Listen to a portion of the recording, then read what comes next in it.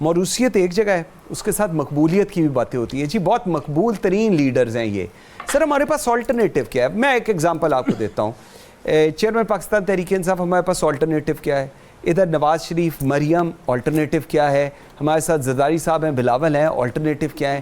Alternative بھی تو نہیں ہم بنانے دیتے نا, یا بنتے نہیں یا بنانے نہیں دیتے. دیکھیں آلٹرنیٹیو جو ہے یا متبادل لوگ جو ہے وہاں بنتے ہیں جہاں آپ کا پولیٹیکل سسٹم بہت مضبوط ہوتا ہے اور آپ کا پولیٹیکل سسٹم کے اندر جو انٹرنل ڈیموکریسی ہے پولیٹیکل پارٹی کی وہ گرو کرتی ہے. صحیح. اب یہ کوئی سیاسی جماعتیں تھوڑی ہیں, یہ تو نجی ملکیت ہیں پرائیویٹ لمیٹڈ کمپنی کے نام سے.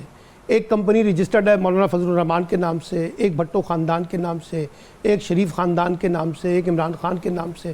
یہ کمپنیاں ہیں. جب آپ ان کمپنیوں کو کمپنی کی بنیاد کے اوپر چلائیں گے تو آپ وہاں پر کیوں شیئرنگ کریں گے؟ پاور شیئرنگ کیوں کریں گے؟ Private limited. جی آپ کیوں پاور شیئرنگ کریں گے؟ آپ کیوں کہیں گے کہ متبادل قیادت ہے؟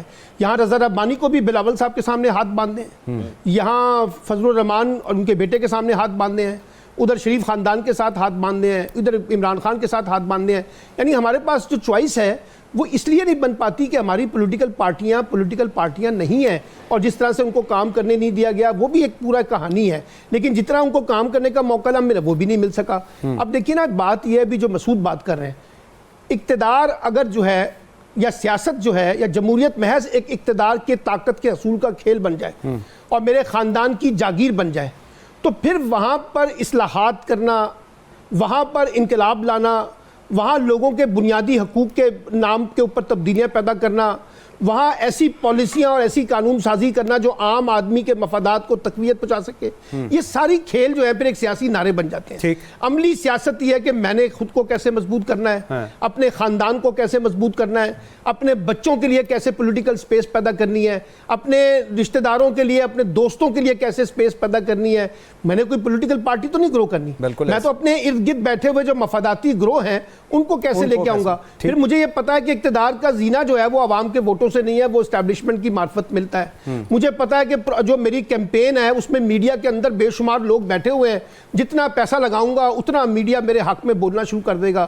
اب آپ دیکھیے نا کس طریقے سے میڈیا ہائپ کریٹ کی جا رہی ہے, کیسے اشتہارات کی اس وقت وہ کھیل کھیلا جا رہا ہے. تو اس کا مطلب ہے ہمارے ہاں تو کوئی چیزیں کریکٹیو نہیں ہے.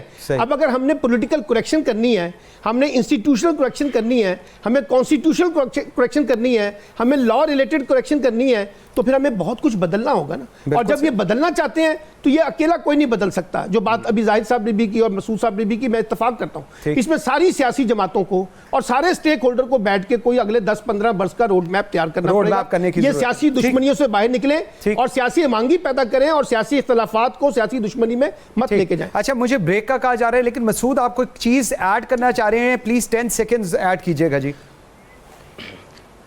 جی دیکھیں, کل میں زندہ نہیں رہوں گا تو بھی آپ اپنا پروگرام کر رہے ہوں گے تو بڑا اچھا پروگرام کر رہے ہوں گے.